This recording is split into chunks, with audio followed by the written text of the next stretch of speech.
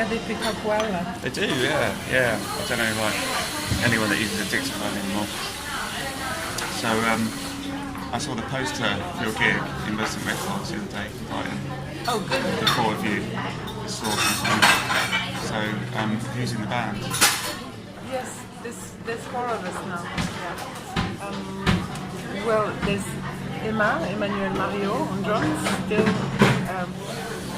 vocals, and various iPads and sounds and such.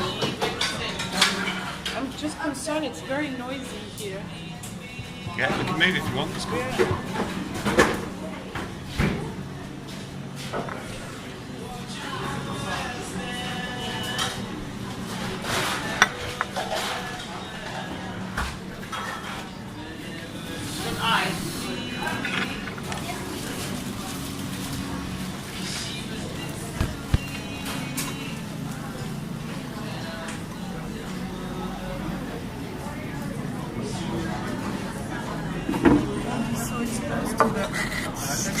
Right, yeah, okay, you're probably right actually, yeah.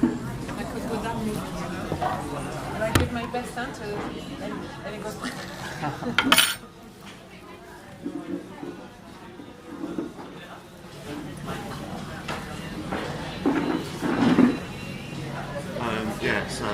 So there's four of us now, which I'm very happy about. It was very natural to have welcomed the fourth member.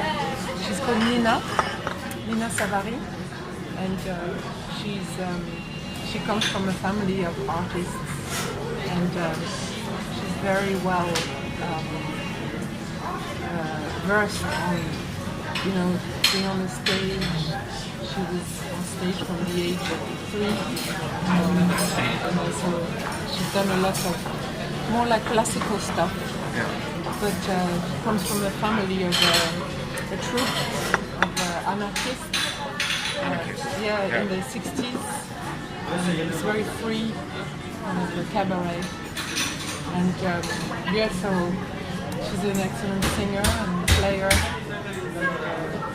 I'm sure if we asked her to dance, she would dance fantastically as well. Where do you know her from? Well, she's the girlfriend of Emma, the drummer. Right. So yeah, it was just a natural step, really. And I've been feeling last year when I played with Batch. I did a series of shows with Batch from Coventry, and there was the 4 of them, so we were a 5-piece. And there I realized that having keyboards, took the whole music to another dimension. And that really opened up the idea, the necessity of taking on another member, especially for the new album. I don't know if you've heard it, but it's kind of, it's not so... I think I can hear it, can I? It's not, I can't... Are there preview copies available? You can ask for a watermark copy, yeah, of course. Oh, okay. Yeah, I went into the record shop to try and buy it, and obviously it wasn't out. Oh yeah, it's not out. Yeah. So I've only heard like the lead singing, like the first track, which I love. It's got, like you said, a very full sound. It kind of reminds me a little bit of the Cobra and Voltage Group sort of era sound. Quite full, and a little bit complex, a little bit jazz influence. Yeah. All these things, which I love. Brazilian. I mean, it's one that I wrote when I was in Brazil, because last year I went twice to Brazil to play with a band called Mambo Joe, and we actually formed a group together called Modern Cosmology, and. Anyway, we did a residency together, and then I went back and we played some shows. And around that time, I asked some of the members to play some percussions and just bits, and then I kind of edited them and turned it into a song. And so that's my Brazilian Buddha. So that's gonna be noticeable on the album, is it? The Brazilian influence. Well, there's actually another song on the album that we recorded as a band together during the residency. We did 4 tracks, 4 to go on an EP that will be out on Elephant and as Modern Cosmology. And there was 1 track which I wrote. The other ones we wrote together. This one I wrote, and I asked them to play it. So we played it as a band. So, I mean, it doesn't sound like, it doesn't say, hey, Brazilian band at all, but they are there on the album. What does modern cosmology mean in that context? Is it? And how are you spelling it as well? Because I know. Modern. What, cosmology, is it just the normal spelling? Yeah, It's not cosmology with a Y. Yeah. G-Y. You know, I was watching a program on Albert Einstein one night, and we were looking for a name for a project together. So everyone was chucking in names, and I came across that in the program, and of course, you know, I totally adhere to the ideas of Albert Einstein, what I can understand, of course, which isn't much. But yeah, me too. I wrote a book about him, sort of, well, for kids, trying to explain special relativity and general relativity in terms that a child could understand. And it partly did it so that I could understand it better myself. Yeah. But you know, just for I've got 2 little girls, so I wanted them to be able to kind of read it when they're old.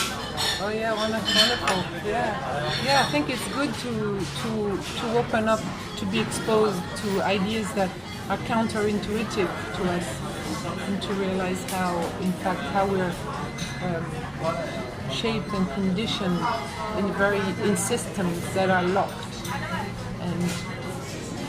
and I think that's what I like about Einstein, is that, you know, he was about smashing those artificial boundaries and opening up to a whole new set of possibilities in our world, in ourselves. But he was a very... He came at things from a different angle, didn't he? He was more conceptual rather than mathematic, and he'd come up with the concepts first, and then the maths would follow. Whereas I think a lot of scientists are maybe the other way around. They kind of get the maths, and then they... Yes. Yeah. I'm not a mathematician, but... No, my son is sort of, but I intuitively feel that in Einstein, that he worked with intuition, he worked with creativity, and he didn't work with a set of preset rules. And I think possibly all the best scientists and artists, you know, will work with those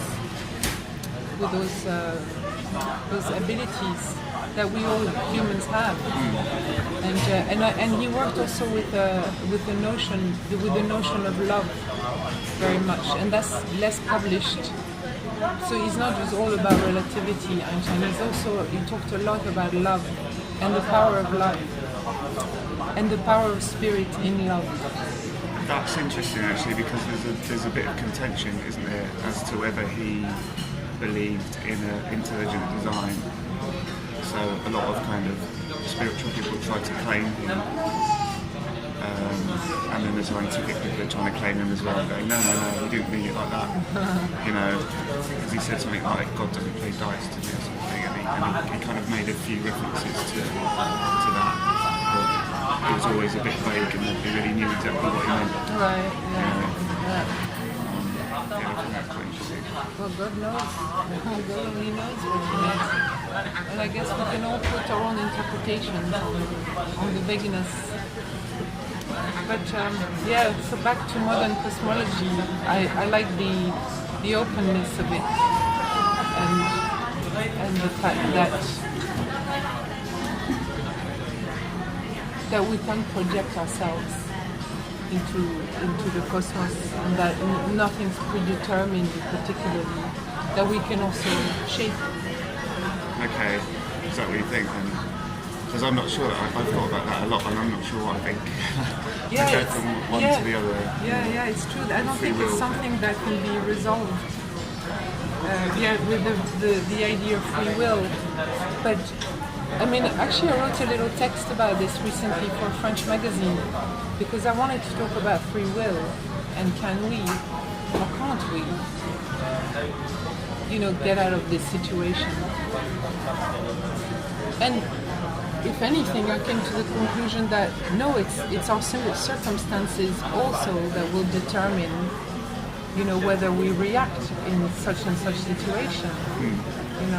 So some people will be resigned and want to react and just go, okay, beat me up, do whatever you want to me, hand over their responsibility.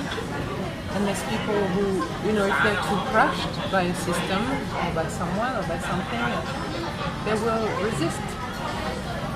And either way, it's, it depends on the person and their level of, courage or ability, strength to resist. Or it will take a far greater oppression for them to then go, no, I can't have this anymore. Some people can take a lot of pressure. And there's people who can't take a lot before they go, I can't have that. Yeah. But either way, it doesn't matter whether there is free will or not. The important thing is that at some point we do react, and we react collectively. We are a collective force. So what, are you talking about social change now? I don't know what I'm talking about. I never know what I'm talking about. So that, because I've always found quite a sort of philosophical, maybe existential sort of side to your lyrics, but also I could never really quite get where you were coming from. Yeah. Is that because you maybe aren't sure yourself? Because I assume everybody knows where I'm coming from. No, I don't know, I can't. I think it's nice to have interviews so that maybe I can give more context around what I think, or why I say certain things, But of course, in a song, there, it's more poetic. It's more poetical, though sometimes it's very overtly political. And there are very overtly political songs on this new album where I hope I'm being ever so clear.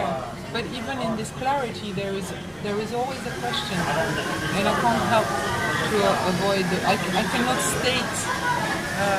I go, here guys, here's the solution. Yeah. The solution lies in every one of us. Yeah. Not in my mouth. There's always a suspicion of people who think that they know all the answers, don't they? Yeah, and I think, it's good sometimes to bring light on a subject if someone knows something about it, and that can be enlightening. But I think in the end we have to make our own processes to get to our own conclusions, and in the social context and political context we have today, I really want people, my desire and my aim and my goal with this is to make people realize that politics is our very best human tool to organize society to our own ends, and the people's ends, not the financial institutions. And I think that if we are in this deep trouble today, political as well as economical, environmental, it's because we have neglected the political dimension of our societies. We've been handing over through a vote, which oftentimes was ignored, to somebody here. You take care of the politics. Just leave me out of it. I'm gonna go and buy a new dress and go to the betting shop or whatever, But not take responsibility for our politics. And politics is something that concerns us all, in fact, and particularly not the specialists, because the political specialists like Cameron, there are people who are totally disconnected from reality. So how can they handle our reality? Yeah. And they've proved time and time again that they can't. Yeah, the kind of person who wants to be a politician is the worst type of person to be one. Who wants to be a what? The kind of person who would want to be a career politician is maybe not the sort of person you want to be in charge. Yeah, it depends. I think in politics there's probably some very great people who are in it for the right reasons because they want to change, and but a lot of them are really suspicious because they want the power and they want the privileges that come with the power. Do you think that it might be the case that things need to get a lot worse before they can get better? And we've got to go I think they're already pretty bad, but indeed we're going deeper and deeper into shit. And I know that. I mean, I've been awakened to this for years, and I see that, and people would laugh at me or ignore me. And rare were the ones who adhered to my stance, my political stance. And now I see actually there's more people now. Now that, Brexit, Trump, all that, I think people are like, oh yeah, it's true, maybe we have to do something because these guys are only gonna put us deeper into crap. Yeah. So I feel now there is, but it's still not enough. We still, can I put my sachet into Yeah, please, yeah. Thank you.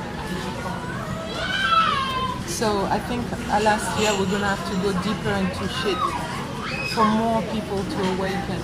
If they haven't all committed suicide by then. It's like there's a lot of despair. Yeah. There's a lot of despair and resignation. But there's a lot of anger as well. So this is, it sounds like it's a more politically charged, overtly politically charged album.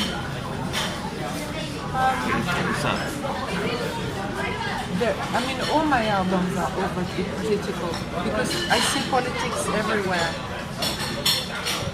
In every little decision we make every day, I see there's a political dimension. Of course, because politics touches us in our intimacy as well. Like the inequality between men and women. That's a very intimate thing that it touches. That difference between genders. Just to give you an example. So for me, politics is very far-reaching. So, and it's always about bridging that very personal aspect, very intimate aspect, bridging it with society and everything that's in between. Because we are part of a whole. We are individuals that are part of a whole society, of a whole world, and in fact of a whole cosmos. And we can't detach ourselves from any of these dimensions. And when we do, there is trouble. So how about musically? Can you talk a bit more about that? I think you mentioned two of the band members. Oh yes, so we have Emma and Nina, and we have Xavi Muñoz, who comes from Spain, like his name indicates. He's a bass player, and he's been in the band for nearly 5 years. Emma and Xavi were recruited at the same time and did not know each other when I first introduced them for our first rehearsals.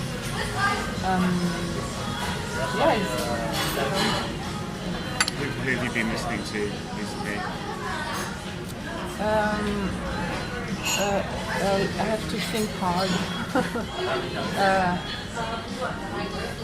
Do you all kind of recommend stuff to each other as well? Are you on tour? Yeah, we were listening to quite a bit of Lucio Battisti. The Animalista? An album that's called, I think, Animalista or something with animal in it. Yeah. So I'm terrible with titles. How do you think people feel about your titles? It's so hard to remember. They are. But no, my titles are much easier to remember, like The Trip, Silencio, Find Me, Finding You. They get a little bit complex now. No, I've been listening to quite a lot of music that friends have been making. And there is a lot, I don't know, but since about a year, maybe 2 years a year. Everyone is just so inspired. It's just uncanny, like the stuff. Well, I don't know if it's some kind of age group, and we're all kind of peaking and maturing. But I've been hearing some awesome stuff. Particularly a guy called Pieuvre. Pieuvre means octopus in French. And super good, super mind-blowing stuff. He's contemporary. Yeah. And Nina has songs on the go that are really, really great. And with a kind of, there's a positivity, it's like light shining in the darkness that make you want to live. It's very powerful stuff. I'm surprised.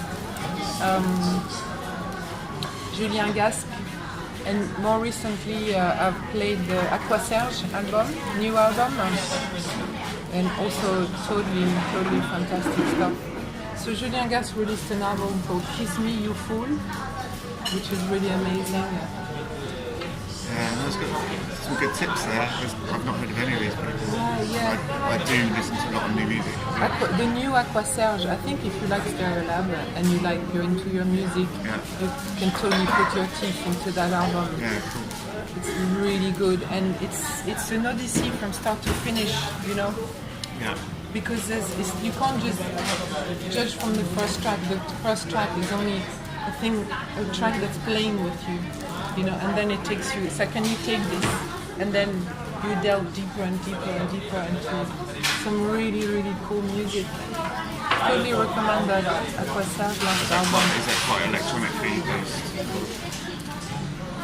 It's beyond electronic, or, you know, they're all really great musicians. Yes, there is electronics, but it's not a genre to be pinned down somewhere. It's Aqua Serge, and they've been doing music for 20 years, and they're very excellent. And I mean, I've seen some of their shows and felt, okay, my mind is being seriously expanded right now. But to the point that I didn't know if I could stay until the end, you know, because they don't care. They don't do no concessions, you know. So, and I really like that. And anyway, this album is very digestible, but also very nourishing. Really good stuff. So yeah, these are, what else did I say? Well, these are examples of what I've been playing. Like, basically, a lot of friends' music has been coming my way, and some of it's been really brilliant. Where do you get your music from these days? Have you got just lots of different sources, or From my friends. From your friends? Yeah. And then my sons get Spotify, so like tonight I'd like to listen to the new Damien Jurado album, catch up with the new David Barrow album. I know it won't be because he's on Drag City, and when you're on Drag City, you're part of a rare club of artists that are not on Spotify. Yeah. So no Spotify there. You know, I was listening to the new Jeff Parker album. Yeah. I kind of don't. I'm not a paid up Spotify member, but I've got like a press pass for Amazon Music, and it's not as good. There's not so much stuff on there. Okay. I couldn't find your stuff on there. Found Monart. Okay. Not the latest. Maybe because Drag City don't license it. I mean, you'll find it on YouTube for free and bad quality. They somehow allow that, but not Spotify and other platforms, it seems. So, what are your links to Brighton? Because a friend of mine who's lived in Brighton for a long time, I've been there for 10 years. He said that you had some kind of links to Brighton. I'm not sure whether he really knew what he was talking about. Well, yeah, we had some band members who lived in Brighton, and we still do. So Dominic played keyboard in Stereo Lab. Joe, who played keyboard also, and many other instruments. Joe Watson, that also worked on my album. I asked him to write string arrangements, which we sang. And And Simon Johnson used to play bass in Stereo Lab. Yeah. Why do you keep saying it like that? Because I don't really particularly want to talk about Stereo Lab. Yeah. That's. It's funny you should say that actually, because I asked a friend of mine, is there anything that you think I should ask Laetitia? And he said, don't ask her about stereo. So he was right. Yeah, he's clued in. Because you're a friend. He's called John. Do I know him? I think so. It's called John South Coasting is like his online name. He's a photographer, does like gig photography. Actually, he does it for Brighton Source as well. Actually, I think you are Facebook friends with him. John who? South Coasting. South Coasting. Yeah. Okay. Yeah, usually artists who've been in previous bands don't want to, to go on about the past. Yeah. And, which is normal. Not that I deny it ever existed. I'm a big fan. But it's true, for 8-9 years now I've been trying, well, even before that, I was trying to build my own playground first of all, and then coming out of the playground, and my own view on things, which is still very related actually. You can't erase a part of yourself, as big and formative as that. Yeah. But it's true. So, but you haven't played that many gigs down there, though, have you? From what I can remember. Yeah, I played it. Yeah, we played with Monad, we played with Laetitia Sadier, trio. I played solo. Yeah, I played Brighton quite a few times. Yeah. What's your favourite venue? Well, one day we played in it was a sort of bar. I wonder if it was a gay bar. Maybe. I don't know why I got this impression. But it had a little coupole. It's a kind of round, circular place. I'm searching my memory banks now to try and figure out where that is. I heard that it was going to close down. There was such a beautiful space, but there was 10 people in there. It was really sad. But the place was really beautiful, really magical. It wasn't the ball. It wasn't the up in Kent Town. I think it was on the side. Yeah. Yeah. Okay. Yeah. If you have like the seafront and you have the pier that's all derelict, then you have that pier that with all the fish and chips and funfair, and then on this side you have Camptown, right? Yeah. I think it was that. Yeah. Yeah, I think I know the place. It's one of the few venues I've never been to actually. Yeah, I don't know. They were talking of closing it down when we played. Yeah, I think they maybe have closed it down. Yeah. Well, I hope they didn't demolish it, because I don't think they'd be allowed to. if it's not, then it could reopen as. I don't know where I'm playing this time. I think we played at. Is it Sticky Nights. Where? Sticky Nights football. So very low ceiling. Yeah, that's all right, but I don't like that place. I'm happy to play another place. And we played Comedia downstairs, so quite a few times. Yeah. Which is okay, but it's not very romantic. Right. And with the lab we used to play. It's on the sea, also towards Camptown, but on the sea. That big pub. Nice pub actually. Big. Well, it looked like a pub. I don't know, maybe it was a pub. Oh, Patterns, I think it's called now. Maybe it used to be called Audio, I think. I think we played the Zap Club once. Oh, that's gone. That was cool.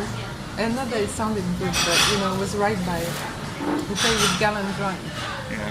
And that was nice. You were at the Green Door store this time. Oh, okay. Which I like actually. I think it's a good venue. Yeah, is it actually a store? No, Okay. it's right near the train station. You come out and just turn left, go under the bridge, and it's kind of under the arches, under the train station. Okay. So it feels a bit like a kind of backstreet New York dive from the 80s or something, and it's got that vibe about it as well, where you go in, like all the tables are just barrels, and You know, it's quite scruffy, but in a good way. Yeah, does it sound good? Yeah, it usually is good. I think I played there once, solo, Right. and it was full of people. I was like, what's everyone doing? Oh, I was really surprised that the place was full, but it's exactly where you described on the back under the arches. Yeah, that'll be it then. So, Yeah. I like it in there. It's I still think of it as being a new place, but I'm sure it's been there for about 6 years now. But, yeah, it's good. I do love Brighton, you know. Yeah, good. Of course. Always been very charmed by it. But I know that friends who have lived there, you know, also it was a bit of a hell for them, you know, because there's so much partying going on, you know, drugs and alcohol, and like it's a big part of the culture, it seems.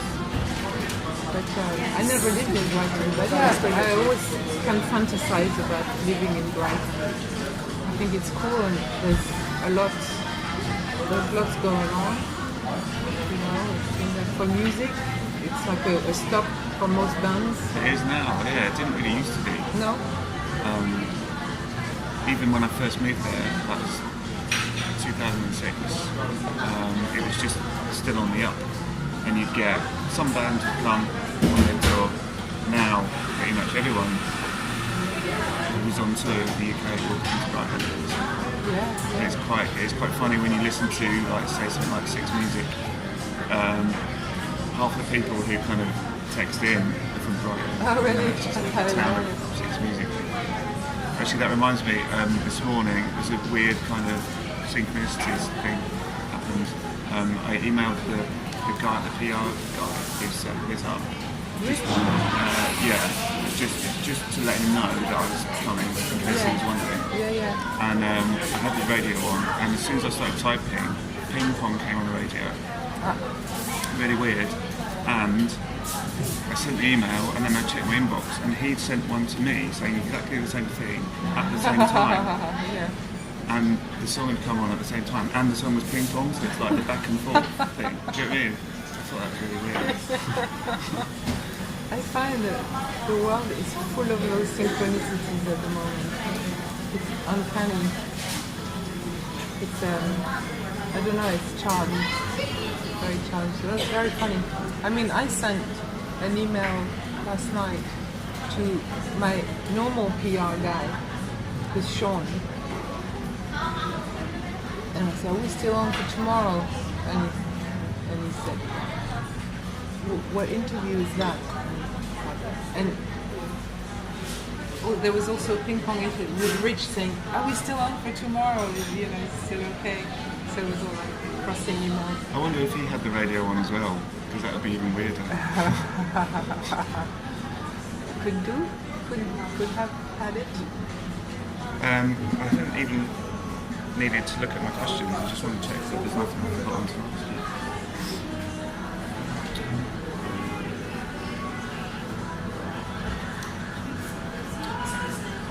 Oh yeah, my friend said that you were working with one of the Hot Chip guys. Yeah. On the new album as well. Yes, yeah. It's a song called Love Captive. And it's a song about free love, but not owning the person you're with. So, you know, which also I think is very political idea, which most people would leave love out of the political realm, but I don't. And yeah, it's about, you know, being free, being one's own person within a couple. You know? It doesn't mean a passport to go and screw everyone on site. You know, like some people might but think. If you're not in any way emotionally needy, then you probably wouldn't feel the need to do that anyway, would you? And I guess a lot of it comes from your own kind of sense of inner peace. If you've got that, then you can allow somebody to be who they are and not try and control them or tie them down. And at the same time, you're not going to want to go and, you know, find someone else. Yes, yeah. I mean, behind that idea, I feel there is progress you know, because I feel the more responsibilized we are with our own truth, with our own realities, the more we will rise up to the responsibility that encompasses us, and you know, and that goes in love. I think it's a good exercise in the realm of love, you know, because it is intimate and it's about not lying to yourself, you know, and having enough self-worth that you will honor your partner truthfully. And you know, and that's also the idea behind Find Me, Finding You, is that there's a mutuality, there is a reciprocity, there is a mirror effect, you know, that what you do to yourself, you do to others, what you do to others, it's going to reflect on yourself as well. And that can be in a loving relationship, but it's beyond. I think our responsibilities is to oneself, to our partners, our partner, but also to our working people we work with, and beyond, to the society, and beyond that to the planet, you know. I think this ties in with, I've been thinking about this recently, the concept of kind of wisdom, and you know, it seems like there's a lot of intelligence in society, but not so much wisdom. And we need to kind of, this is the wisdom hand, we need to kind of raise that up. It depends how you quantify intelligence. Because if it's just, what's it, IQ, yeah. IQ?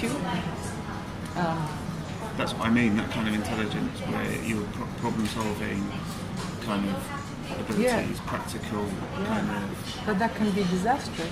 Yeah. You know, that can lead to the Holocaust. That's what I mean, if you haven't got the wisdom to kind of counterbalance it, you know, and but that's obviously a much more vague concept, and it's not something that you can kind of teach in schools.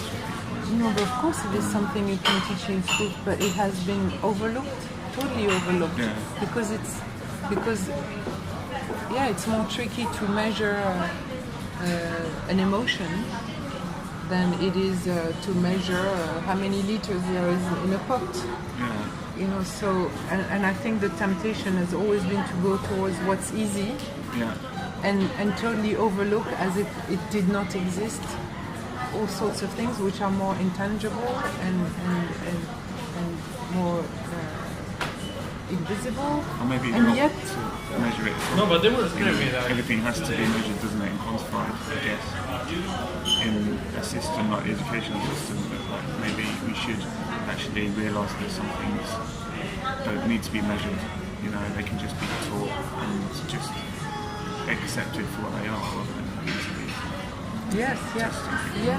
But I mean, measured in the sense that they can be, that they are there, and that they exist, that they are real, that they impact us in very real ways, and that there is a right and there is a wrong, you know, and not be scared of saying that.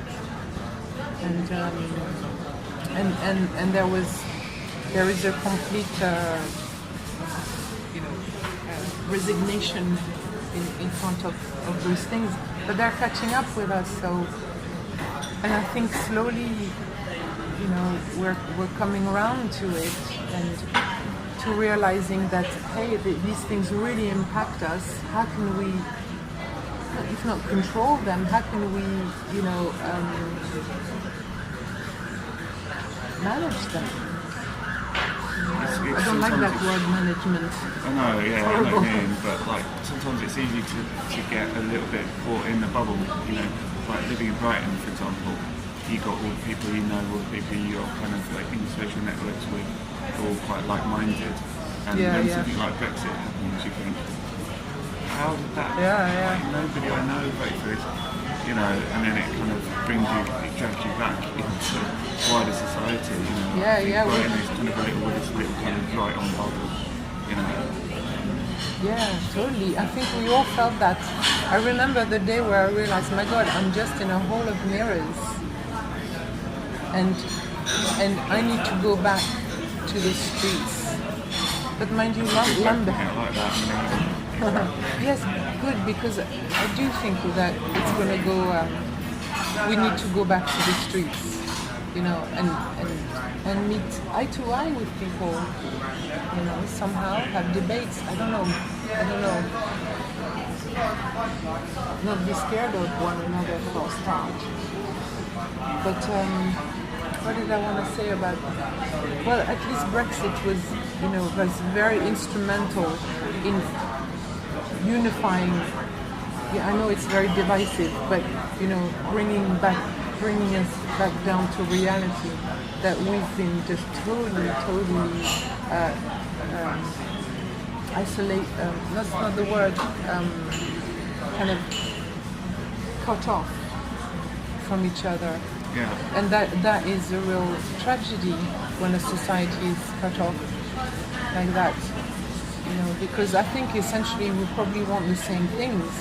If you look at the demands of people and what's behind their fears, they just want to have a job that pays good and be able to get on with their lives, and not hurt too much people around them and hurt nature, and like everyone, people aren't completely stupid. I've noticed a lot of articles recently saying that the kind of liberal and left need to change the way they promote their agenda and not be so confrontational, because it's kind of like, it's just ending up like an unstoppable force and an immovable object just bashing against each other, saying I'm right, you're right, Yeah. It's not about finding the common grounds that we all need to agree on. Yeah. It's all, in France it's pretty bad. Also, the left is so divided. Because Le Pen's looking really strong as well. She's doing good, but she's also doing good in as far that the left is so divided that. So basically, that means that we're not ready for the left. We're ready for hardcore right. And I mean, we, as a whole, like most countries on this earth are not ready to really be peaceful and equitable, and they're not ready to let go of their egos. The left really is also a state, for me, it's a real state of, okay, you want well-being and you as an individual within a community of people, but that implies work. You can't just delegate all the time to those professional politicians, and I think we're not ready for that. And it implies, thinking of others and not just yourself all the time. And that takes a lot of effort. Yeah. And we're not ready for that. Ties into the wisdom thing as well. I'm a bit obsessed with this at the moment. Just the kind of, I think the more you shed your ego, the more you can allow the wisdom to kind of manifest itself.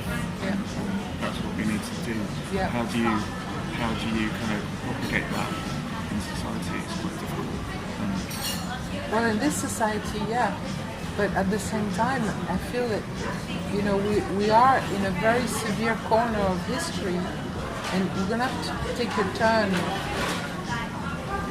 And I think now is a good time to talk about that,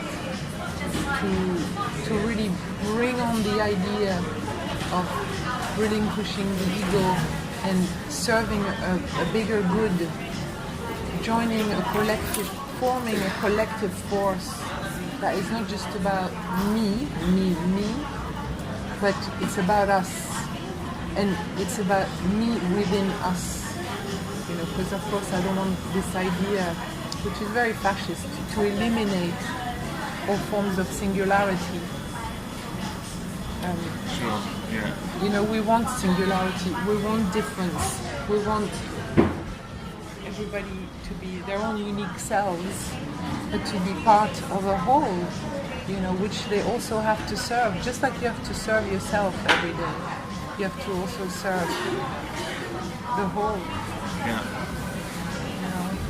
And I think it's one of the best moments we're having at the moment, to spread these ideas, of the collective force that we are. Yeah. And the album talks about that, actually. Yeah. Power to the people now, power to the people now. And we have this force, but we're not recognizing it, and we're not seizing it. Maybe by fear, I don't know exactly why. Maybe because we don't know we don't know how to. But we won't know how to until we actually do it. And then it's when you start doing something that you learn how to do it. That's why we have to engage into this collectively. Alone we can't do it. I mean, I've been quite impressed with. Obviously, this is a very small sample size, but a lot of the younger people I've talked to recently, the military and stuff, Yeah. how politicized they are. I think there's been a lot of apathy politically in recent years. Yeah. And I keep meeting people who kind of, like they don't have a smartphone, they're kind of rebelling against the whole technology Right, of social networks. Yeah. This is recording. I don't know if you can take out the battery in your thing. Can you take out the battery? Yeah, I think so. Well, most phones now you can't. Oh, they capture on That the means phone, you yeah. can be spied on. Maybe, you're recording this for yourself, but the only way for the microphone to deactivate the microphone is to take off the battery. And now in new phones you can't take on mine I can't take off the battery. Yeah. Constantly traceable. This is insane. The degree of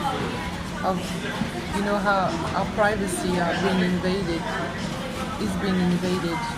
And it's good, yes. Some I think the younger generations will have to politicize to get politicized because they have all their lives to live. We're old. You know what I mean? You're not that old.